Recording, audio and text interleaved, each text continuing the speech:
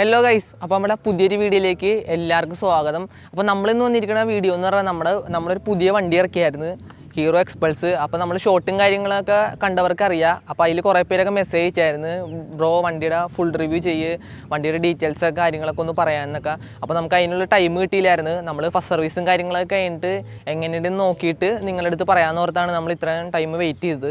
അപ്പോൾ ഇന്ന് നമ്മൾ ഇവൻ്റെ നമുക്ക് തോന്നിയ കാര്യങ്ങളൊക്കെ ഉൾപ്പെടുത്തിയിട്ടുള്ളൊരു വീഡിയോ ആയിട്ടാണ് നമ്മൾ ഇന്ന് വന്നിരിക്കുന്നത്. എങ്കിൽ പിന്നെ നേരെ വീട്ടിലേക്ക് പോകാം.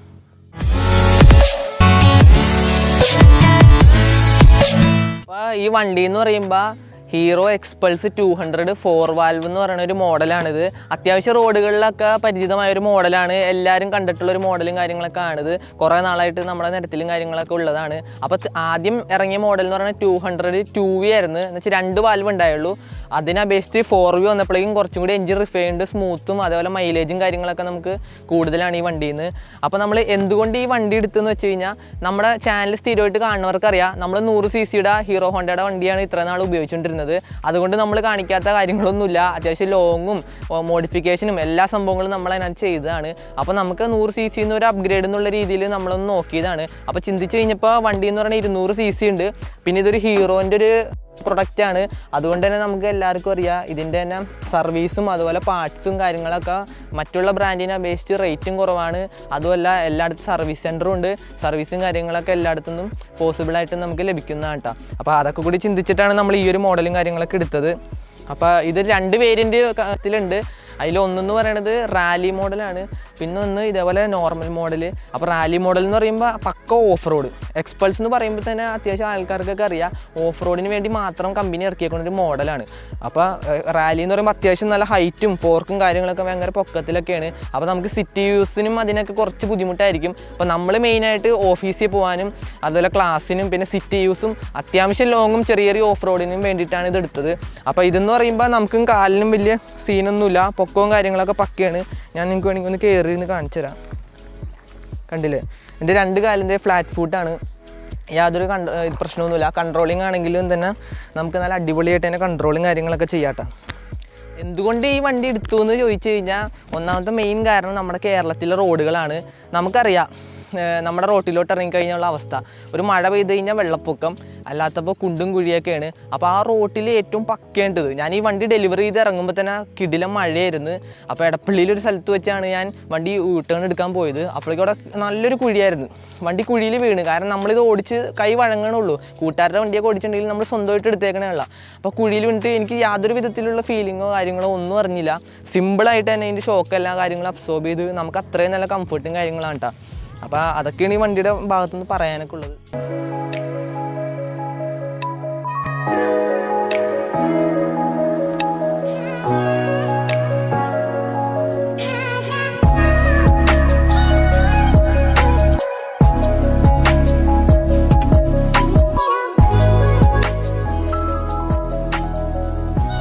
ഓടിയേക്കണമെന്ന് പറഞ്ഞാൽ ഒരു 1800 കിലോമീറ്ററോളം കഴിഞ്ഞ്. അപ്പോൾ ഫസ്റ്റ് സർവീസ് കഴിഞ്ഞിട്ടാണ് വണ്ടിയുടെ. അപ്പോൾ നമ്മൾ ഫസ്റ്റ് സർവീസ് കഴിഞ്ഞിട്ട് ഒരു ഓണർഷിപ്പ് റിവ്യൂ ചെയ്യാമെന്ന് ഓർത്താണ് നമ്മൾ ഇപ്പോൾ ഇത്ര നാൾ വെയിറ്റ് ചെയ്തത്. ഇപ്പോൾ ഏകദേശം വണ്ടി എടുത്തിട്ട് ഒരു കൃത്യം മിനിങ്ങാന്നത്തോടു കൂടി ഒരു 3 മാസത്തോളം ആയിട്ടുണ്ട് കറക്റ്റ്.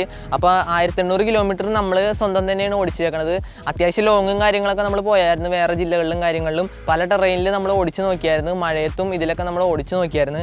അപ്പോൾ അതിൽ നമുക്ക് അത്യാവശ്യം വണ്ടിയോട് സാറ്റിസ്ഫൈഡ് ആണ് കേട്ടോ. അപ്പോൾ നമുക്ക് വണ്ടിയിൽ തോന്നിയൊരു നെഗറ്റീവ് എന്ന് പറയുന്നത് ബ്രേക്കിംഗ് നമുക്ക് അത്ര പക്കയാണെന്ന് നമുക്ക് പറയാനായിട്ട് പറ്റൂല. കാരണം കുറച്ച് ബ്രേക്കിങ്ങിൻ്റെ ഭാഗത്തുനിന്ന് ചെറിയ ചെറിയ പോരായ്മകളുണ്ട്.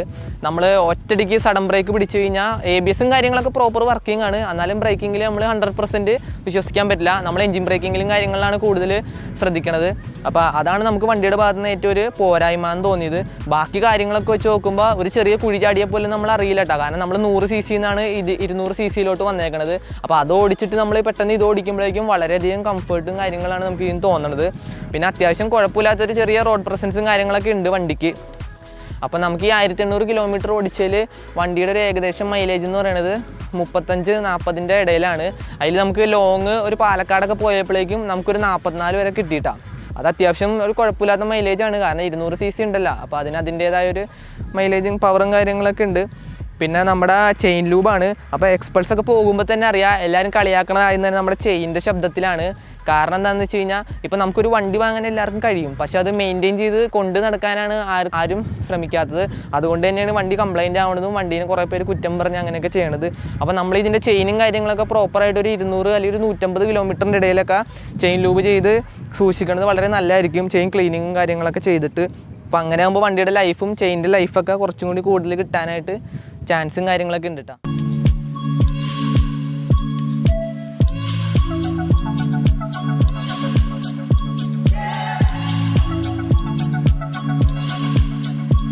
കാര്യങ്ങളൊക്കെ എടുത്തതെന്ന് പറയുന്നത് എറണാകുളം പാലാരിട്ടത്തുള്ള മെഗാ മോട്ടേഴ്സിൽ നിന്നാണ്. അവരുടെ മെയിൻ ഓഫീസ് എന്ന് പറയുന്നത് ആലുവയിലാണ്, സർവീസും അവിടെ തന്നെയാണ്. അപ്പോൾ വണ്ടി എടുത്തപ്പോൾ നമുക്ക് വില വന്നതെന്ന് പറയുന്നത് 1,85,000 രൂപയാണ്. അപ്പോൾ നമുക്ക് അന്നൊരു ഓഫറും കാര്യങ്ങളൊക്കെ ഉണ്ട് എക്സ്പൾസിന്. അപ്പോൾ അതെല്ലാം കൂടി കുറച്ചിട്ട് നമുക്ക് 1,80,000 രൂപയ്ക്ക് വണ്ടി ഇറക്കാനായിട്ട് പറ്റിയിട്ടാണ്. അപ്പോൾ വേറെ ധാരാളം അധികം ഫിനാൻസും കാര്യങ്ങളൊക്കെ അവിടെ അവൈലബിൾ ആണ്. ഇല്ലെങ്കിൽ നമുക്ക് പുറത്തുനിന്ന് ഫിനാൻസ് ഉണ്ടെങ്കിൽ അവരെയും കൊണ്ടുവന്നിട്ട് നമുക്ക് വണ്ടി എടുക്കാവുന്നതാണ് കേട്ടോ. അപ്പോൾ നമ്മൾ ഇപ്പോൾ ഈ എടുത്തേക്കണ ഈ ഒരു മോഡലിൻ്റെ കളറിൻ്റെ പേരെന്ന് പറയുന്നത് ടെക്നോ ബ്ലൂ ആൻഡ് ബ്ലാക്ക് എന്നാണ് കേട്ടോ. അപ്പോൾ അത്യാവശ്യം ഒരു അടിപൊളി കളറായിട്ട് തോന്നി, അതുകൊണ്ടാണ് നമ്മൾ ഇത് സെലക്ട് ചെയ്തത്. റെഡും പിന്നെ വേറെയും കളറൊക്കെ അവൈലബിൾ ആയിരുന്നു, നമുക്കിത് ഇഷ്ടപ്പെട്ടുകൊണ്ട് നമ്മൾ ഈ കളർ എടുത്തിട്ടാണ്. അപ്പോൾ വണ്ടി ഇപ്പോൾ 1800 കിലോമീറ്റർ ആയി ഞാൻ പറഞ്ഞായിരുന്നു. അപ്പോൾ 500-600 ഇടയിലായിരുന്നു ഫസ്റ്റ് സർവീസ്. അപ്പോൾ ഫസ്റ്റ് സർവീസ് നമ്മൾ ചെയ്തത് കാക്കനാട് ഒരു സർവീസ് സെൻറ്ററിൽ നിന്നാണ്. അപ്പോൾ എല്ലാവരും ഈ വണ്ടീനെ ഹീറോൻ്റെ വണ്ടികളെ പറ്റി പറയുന്ന ഒരു മെയിൻ കംപ്ലയിൻറ്റ് എന്ന് പറഞ്ഞാൽ അവരുടെ സർവീസ് തന്നെയാണ്. അപ്പോൾ നമുക്കും അതേപോലെ സർവീസ് സെൻറ്ററിൽ നിന്ന് അത്യാവശ്യം മോശം അനുഭവമാണ്, നമുക്കും അത്ര വലിയ സർവീസിൽ സാറ്റിസ്ഫൈഡ് ഒന്നുമല്ല. അപ്പോൾ നമുക്ക് ആലുവ മെഗാ മോട്ടേഴ്സ് വരെ പോകാൻ പറ്റിയില്ല, അന്ന് പനിയായി പോയി. അപ്പോൾ അതുകൊണ്ട് തൊട്ടടുത്ത് കാക്കനാടായിരുന്നു. അപ്പോൾ അവിടെ പോയി നമ്മൾ ഫസ്റ്റ് സർവീസ് ചെയ്താണ്ടാ. അപ്പോൾ ഈ വണ്ടിയെല്ലാം പവറും കാര്യങ്ങളാണ്. ഇതിൻ്റെ ആഫ്റ്റർ സർവീസും കാര്യങ്ങളിലാണ് എല്ലാവരും സാറ്റിസ്ഫൈഡ് അല്ലാണ്ട് വന്നത്. അതുകൊണ്ടാണ് കുറേ പേര് ഈ വണ്ടികളെയൊക്കെ കുറ്റവും കാര്യങ്ങളൊക്കെ പറയണത്. അതർവൈസ് വണ്ടി നോക്കണമെങ്കിൽ ഒരു പടക്കുതിര, ഒരു പുലിക്കുട്ടി തന്നെയാണ് സാധനം. സെറ്റ് വണ്ടിയാണ്, ഒന്നും പറയാനില്ല. അപ്പോൾ നമ്മുടെ വണ്ടിക്ക് സെൻട്രൽ സ്റ്റാൻഡ് പറഞ്ഞില്ല കേട്ടോ കമ്പനി. അപ്പോൾ നമുക്ക് അഡീഷണൽ ഫിറ്റ് ചെയ്യാനുള്ള ഓപ്ഷനും കാര്യങ്ങളൊക്കെ അതിനകത്ത് പ്രൊവൈഡ് ചെയ്തിട്ടുണ്ട്. നമുക്ക് വേണമെങ്കിൽ സർവീസ് ചെയ്യുന്ന സമയത്ത് അവിടെ ചെന്ന് പറഞ്ഞാൽ മതി, അവർ ഫിറ്റ് ചെയ്ത് തരും. പക്ഷേ നമ്മളിപ്പോൾ സെൻട്രൽ സ്റ്റാൻഡ് വെക്കാത്ത എന്താണെന്ന് വെച്ച് കഴിഞ്ഞാൽ ഈ വണ്ടിക്ക് വെച്ച് കഴിഞ്ഞാൽ അതിൻ്റെ ലുക്കും കാര്യങ്ങളൊക്കെ പോവും. പിന്നെ വണ്ടിയുടെ ഗ്രൗണ്ട് ക്ലിയറൻസും കാര്യങ്ങളൊക്കെ കുറയാനും പിന്നെ വണ്ടി ഓട്ടത്തിൽ കിടന്ന് അടിക്കാനൊക്കെ ചാൻസ് ഉണ്ട്. വെച്ചവർ നമ്മളോട് പറഞ്ഞാൽ കേട്ടോ, അതുകൊണ്ട് നമ്മൾ വെക്കാനുള്ള. അപ്പോൾ നമുക്ക് സെൻട്രൽ സ്റ്റാൻഡ് ഇല്ലാത്തതിൻ്റെ ഒരു പോരായ്മ തന്നെ എപ്പോഴാണെന്ന് വെച്ച് കഴിഞ്ഞാൽ നമ്മുടെ ചെയിൻ ലൂബ് ചെയ്യുമ്പോഴാണ്. കാരണം ചെയിൻ ലൂബ് ചെയ്യുമ്പോൾ നമുക്ക് ടയർ കറക്കി പക്കയായിട്ട് ചെയ്യണമെങ്കിൽ സെൻട്രൽ സ്റ്റാൻഡ് വേണം. അപ്പോൾ അതിന് പകരം ഇപ്പോൾ നമ്മൾ പെഡോക്ക് സ്റ്റാൻഡാണ് യൂസ് ചെയ്യണത്. അപ്പോൾ പെഡോക്ക് സ്റ്റാൻഡ് നമുക്ക് ധാരാളം നമ്മുടെ ബൈക്കിൻ്റെയൊക്കെ ആക്സസറീസ് ഷോപ്പിൽ നിന്ന് വാങ്ങാനായിട്ട് ലഭിക്കുന്നതാണ് കേട്ടോ. അപ്പോൾ അതുകൊണ്ട് തന്നെ ആ ഒരു പ്രശ്നം നമുക്ക് അവിടെ പരിഹരിക്കാനായിട്ട് പറ്റുന്നതാണ്. അപ്പോൾ വണ്ടിയുടെ ഗ്രൗണ്ട് ക്ലിയറൻസ് കണ്ടില്ലേ, നമുക്ക് അത്യാവശ്യം നല്ലൊരു കുണ്ടും കുഴിയും ഒക്കെ നമുക്ക് ഇതും കൊണ്ട് തന്നെ പോകാൻ പറ്റും. അപ്പോൾ ഇതിൻ്റെ ഞാൻ നേരത്തെ പറഞ്ഞ പോലെ തന്നെ റാലി വേരിയൻ്റ് ഉണ്ട്. അതാവുമ്പോൾ ഇതിനേക്കാളും നല്ല പൊക്കമാണ്, നല്ല കിടിലം വണ്ടി തന്നെ ഉണ്ടത്. പക്ഷേ അതൊക്കെ നമുക്ക് പക്ക ഓഫ് റോഡിന് തന്നെയാണ്. ഇതെന്ന് പറഞ്ഞാൽ നമുക്ക് അത്യാവശ്യം ഡെയിലി യൂസും വീട്ടിലെ യൂസും അതുപോലെ കുറച്ച് ലോങ് ഓട്ടങ്ങളൊക്കെ ഉണ്ട്. അപ്പോൾ അതുകൊണ്ടാണ് നമ്മൾ ഈ ഒരു വേരിയൻറ്റ് ചൂസ് ചെയ്തത്. വണ്ടിയുടെ എക്സ്ട്രാ ഫിറ്റിങ്സും ആക്സസറീസൊക്കെ കുറച്ചൊക്കെ ഷോറൂമിൽ നിന്ന് നമുക്ക് ലഭിക്കും. നമ്മുടെ ഹാൻഡിൽ ബാർ റൈസർ, അത് നമ്മുടെ റാലിയുടെ, അതുപോലെ നമുക്ക് ഫോർക്കും കാര്യങ്ങളൊക്കെ അപ്ഡേറ്റ് ചെയ്യുക, അങ്ങനെ കുറച്ച് കാര്യങ്ങളൊക്കെ നമുക്ക് ഷോറൂമിൽ നിന്ന് തന്നെ അവൈലബിൾ ആണ് കേട്ടോ. അപ്പോൾ നമ്മൾ വണ്ടി ബുക്ക് ചെയ്തിട്ട് ഏകദേശം ഒരാഴ്ചത്തോളം നമുക്ക് വെയിറ്റിംഗ് പീരീഡ് വന്നായിരുന്നു. എന്നിട്ടാണ് നമുക്ക് വണ്ടി ഡെലിവർ ആയത്. ഷോറൂമിൽ നിന്ന് വേറെ അങ്ങനെ നമുക്ക് നെഗറ്റീവും കാര്യങ്ങളൊന്നുമില്ല, അവരുടെ ഡീലിങ്സും കാര്യങ്ങളൊക്കെ പക്കയായിരുന്നു. ആകെപ്പാടെ നമുക്ക് നമ്മൾ സർവീസിന് കൊടുത്തിടുന്നതാണ് കുറച്ച് അനുഭവങ്ങളൊക്കെ ഉണ്ടായത്. അപ്പോൾ സർവീസിന് ഞാൻ എന്ത് റേറ്റ് വന്നു നേരത്തെ പറഞ്ഞില്ലായിരുന്നു. 1,400 രൂപയുടെ അടുത്താണ് നമുക്ക് വന്നത്. ഫ്രീ സർവീസ് ആണെന്ന് പറഞ്ഞാലും നമ്മൾ മാറിയ സാധനങ്ങളിലൊക്കെ പൈസ അതിനകത്ത് പെയ്ഡാണ്. അപ്പോൾ എൻജിൻ ഓയിൽ എന്ന് പറയുന്നത് ഫുള്ളി സിന്തറ്റിക് ആണ്. അപ്പോൾ അതിനാണ് ഏറ്റവും കൂടുതൽ വില വന്നേക്കുന്നത്. ബാക്കി പിന്നെ ജനറൽ ചെക്കപ്പും കാര്യങ്ങളൊക്കെയാണ്. പിന്നെ വണ്ടിയുടെ ഭാഗത്ത് നിന്ന് നമുക്ക് കിട്ടിയ ചെറിയ പണികൾ എന്നൊക്കെ പറയുന്നത്, നമ്മളൊരു ദിവസം ലോങ് ഓടി വന്ന വഴിക്ക് നമ്മുടെ ഈ റിമ്മും കാര്യങ്ങളൊക്കെ ലൂസായിരുന്നു. നമ്മളപ്പം തന്നെ നമ്മുടെ ആലുവയിലുള്ള സർവീസ് സെൻറ്ററിൽ ചെന്നപ്പോൾ അവരപ്പം തന്നെ അതെല്ലാം പക്കയായിട്ട് ഡീൽ ചെയ്ത് തന്നിട്ടാണ്. കുഴപ്പമൊന്നും ഉണ്ടായില്ല, ജസ്റ്റ് ഒന്ന് ടൈറ്റ് ചെയ്യാനുണ്ടായുള്ളൂ. അവർ സെറ്റ് ചെയ്ത് തന്ന്. വേറെ നമുക്ക് വണ്ടി പക്കയാണ്, എല്ലാം പക്കയാണ്. നമുക്ക് അങ്ങനെ വേറെ നെഗറ്റീവും കാര്യങ്ങളൊന്നുമില്ല. വണ്ടി അത്രയ്ക്ക് ഇഷ്ടപ്പെട്ട് തന്നെയാണ് നമ്മളിത് വാങ്ങിച്ചത്. അതുകൊണ്ട് വണ്ടിയുടെ ഭാഗത്ത് നിന്ന് വേറെ നെഗറ്റീവും കാര്യങ്ങളൊന്നുമില്ല. നമുക്ക് ഏറ്റവും ഇഷ്ടപ്പെട്ടൊരു വണ്ടിയാണിത്, ഇത്രയും നാൾ യൂസ് ചെയ്തേന്ന്. അപ്പോൾ നമുക്ക് ഏതായാലും നിലവിൽ ഇതിൻ്റെ ഒരു സ്റ്റോക്ക് സൗണ്ടും കാര്യങ്ങളൊക്കെ ഒന്ന് കേൾക്കാട്ടോ. അപ്പോൾ ഇത് ഫ്യൂൽ ഇഞ്ചക്ഷൻ വണ്ടി ആയതുകൊണ്ട് തന്നെ നമ്മൾ ആദ്യം കിൽ സ്വിച്ച് ഓൺ ചെയ്ത് കഴിയുമ്പോൾ നമുക്കിനകത്ത് ഫ്യൂൽ പമ്പ് വർക്ക് ചെയ്യുന്ന ഒരു സൗണ്ട് കേൾക്കാം. അപ്പോൾ അതിനുശേഷം മാത്രം നമ്മൾ സ്റ്റാർട്ട് ചെയ്യാനായിട്ട് ശ്രദ്ധിക്കാം. അല്ലെങ്കിൽ ഫ്യൂൽ പമ്പിന്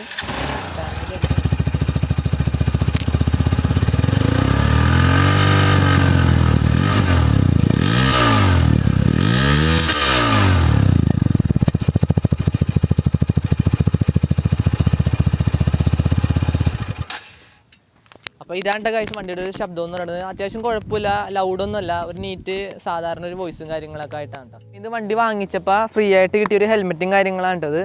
അപ്പോൾ ഹെൽമെറ്റിനെ കുറിച്ച് പറയുകയാണെങ്കിൽ അത്ര വലിയ ക്വാളിറ്റിയും കാര്യങ്ങളൊന്നും പ്രതീക്ഷിക്കണ്ട, ഒരു മുട്ടത്തോട് പോലത്തെ ഒരു സാധനമാണ്. പിന്നെ നമുക്ക് ഫ്രീ ആയിട്ട് കിട്ടിയോണ്ട് നമ്മൾ ജസ്റ്റ് വാങ്ങിച്ചെന്നുള്ളൂ. സാധനം നമുക്ക് ലാർജ് സൈസ് മാത്രമേ ഉള്ളൂ കേട്ടോ അവിടെ. അപ്പോൾ നമുക്ക് ഒരു മീഡിയം മതിയായിരുന്നു. നമുക്കിത് സത്യം പറഞ്ഞാൽ ലൂസാണ്. നമ്മൾ വേറൊരു ഹെൽമെറ്റ് എടുക്കാനായിട്ട് പ്ലാൻ ഉണ്ട്. അപ്പോൾ തൽക്കാലം അവിടെ നിന്ന് വാങ്ങിച്ചെന്നുള്ളൂ. അപ്പോൾ ലാർജ് സൈസ് മാത്രമേ ഉള്ളൂ കേട്ടോ അവിടെ. അത്യാവശ്യം ഷേപ്പും കാര്യങ്ങളൊക്കെ ഉണ്ട്. ഒരു പ്ലെയിൻ വൈസറിൽ വന്ന ഒരു ഹെൽമെറ്റാണ് കേട്ടോ. പിന്നെ നമുക്ക് അവിടെ നിന്ന് കുറച്ചും കൂടി പൈസ കൊടുത്തു കഴിഞ്ഞാൽ നമ്മുടെ റാലി സ്പെക്കുള്ളൊരു ഹെൽമെറ്റ് ഉണ്ട് ഹീറോൻ്റെ, നിങ്ങളെല്ലാവരും കണ്ടിട്ടുണ്ടാവും, ഒരു റെഡ് ആൻഡ് വൈറ്റ് കോമ്പിനേഷനിൽ വന്നത്. അത് നമുക്ക് വാങ്ങാനായിട്ട് സാധിക്കുന്നതാണ് കേട്ടോ അവിടെ നിന്ന്. അപ്പോൾ നമ്മൾ അവിടെ നിന്ന് വാങ്ങിച്ചില്ല, നമ്മൾ പുറത്തുനിന്ന് വേറെ ഹെൽമെറ്റ് എടുക്കാമെന്ന് ഓർത്താണ് ഇരിക്കുന്നത്. അപ്പോൾ ഇതാണ് നമുക്ക് ഷോറൂമിൽ നിന്ന് ഇട്ടൊരു ഹെൽമെറ്റിൻ്റെ അവസ്ഥയും കാര്യങ്ങളൊക്കെ. അപ്പോൾ നമ്മുടെ ഈ മോഡലിൽ വരുമ്പോൾ ഹെഡ്ലൈറ്റിന് ചെറിയൊരു വ്യത്യാസമുണ്ട് കേട്ടോ. നമ്മൾ പഴയതിൽ കണ്ടുവന്നതിനേക്കാളും കുറച്ച് വ്യത്യാസമുണ്ട്. ഇവിടെ രണ്ട് സൈഡിലായിട്ട് ഇങ്ങനെ രണ്ടൊരു DRL പോലെ ഡേ ടൈം റണ്ണിങ് ലാമ്പ് ഉണ്ട്. ഇതിന് തന്നെ അത്യാവശ്യം ചെറിയ വെട്ടവും കാര്യങ്ങളുണ്ട് കേട്ടോ. പിന്നെ നമ്മുടെ ഹൈ ബീമും ലോ ബീമുമാണ്. അത് നമുക്ക് വണ്ടി സ്റ്റാർട്ട് ചെയ്യണം. ഇപ്പോൾ ലോ ബീമാണിത്, ഇതിപ്പോൾ ഹൈ ബീം, ഇതിപ്പോൾ പാസും കാര്യങ്ങളുമാണ്. അത്യാവശ്യം പകൽ തന്നെ കണ്ടില്ലേ, ഇപ്പോൾ ഇത്രയും വെട്ടവും കാര്യങ്ങളുണ്ട്. നമുക്ക് വിസിബിലിറ്റിക്കും കാര്യങ്ങൾക്കൊന്നും കുഴപ്പമില്ല. അതുകൊണ്ട് നമ്മളിപ്പോൾ ഫോഗ് ലാമ്പിനെ കുറിച്ചൊന്നും ചിന്തിക്കണില്ല കേട്ടോ. അപ്പോൾ കുറേ പേരൊക്കെ നമ്മളോട് പറഞ്ഞായിരുന്നു ഫോഗ് ലാമ്പൊക്കെ വെക്കേണ്ടി വരുമെന്ന്. നമ്മൾ നൈറ്റ് ഓടിച്ചിട്ട് നമുക്ക് പേഴ്സണൽ ഓണർഷിപ്പാണ് ഈ പറയണത്.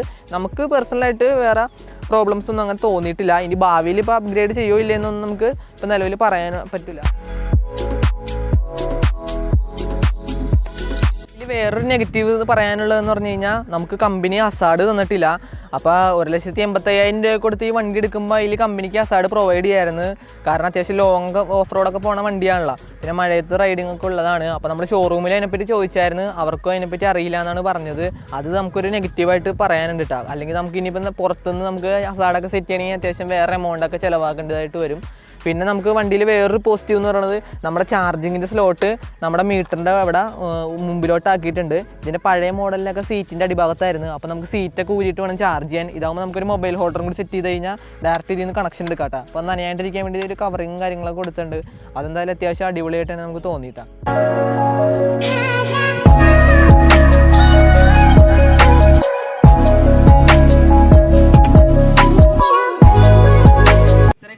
നമ്മുടെ ഇന്നത്തെ വീഡിയോ എന്നൊക്കെ പറയുന്നത് ഇതിപ്പോൾ നമ്മുടെ ഒരിക്കലും നമ്മുടെ വണ്ടിയുടെ ഒരു ഫുൾ റിവ്യൂ അല്ല. അപ്പോൾ വണ്ടിയുടെ ഫുൾ റിവ്യൂ ധാരാളം യൂട്യൂബിൽ ചറപറ കിടപ്പുണ്ട്. അപ്പോൾ നമ്മളെ കൂടി പറഞ്ഞ് വെറുതെ വെറുപ്പിക്കണ്ടല്ല എന്ന് പറഞ്ഞിട്ടാണ് നമ്മൾ ചെയ്യാത്തത്. ഇതിപ്പോൾ നമ്മുടെ കയ്യിൽ ഒരു